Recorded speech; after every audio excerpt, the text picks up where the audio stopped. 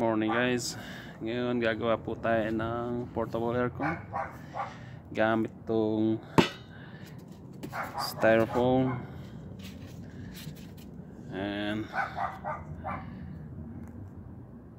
ito po ang cyclone fan na nabili natin na $499 sa Value Village.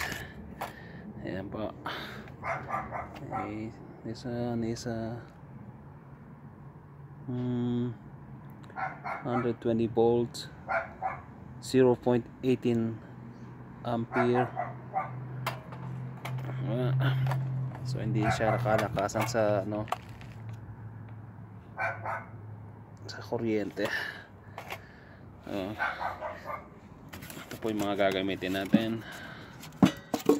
Ito po ginawa ko sa work. Yan yung garbage na threading extension, saka nagbend ako ng metal satin coat na metal. Ayan, wineld ko siya, binutasan ko dyan sa loob. So ayan, tapos naka-weld siya dito round. And ito, elbow pipe gagamitin natin, dalawa. Tsaka itong pipe na I think this one is 2 inch. Yeah, 2 inch. Then this one is 2 and 1 and 3/4. So mangyayari po is bubutasan ko to dito. Minarkahan ko na yung styro. Ang magiging posisyon niya is ganito.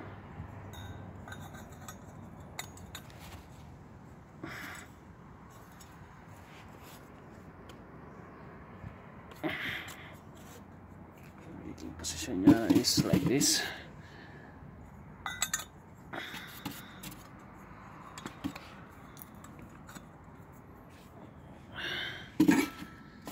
Ganyan siya. Ibutas doon. Ayan.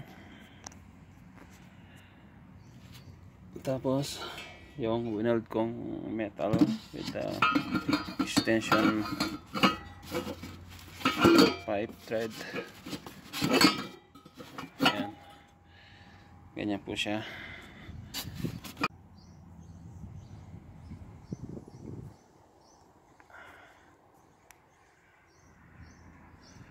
Ayan ang magiging posisyon niya.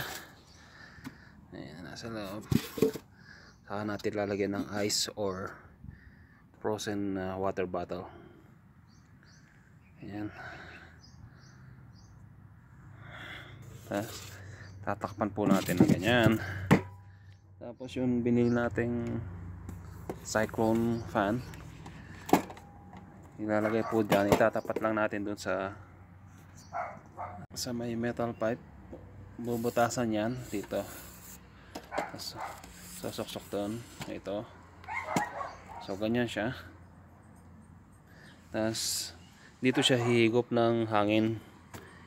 Ilalabas niya dito. Palabas na ganun. So ito gagamitin natin is glue gun. Para pag nabutasan na ito, tapos lagyan lang natin ng glue gun para silyado siya. So, yeah. Simulan na natin.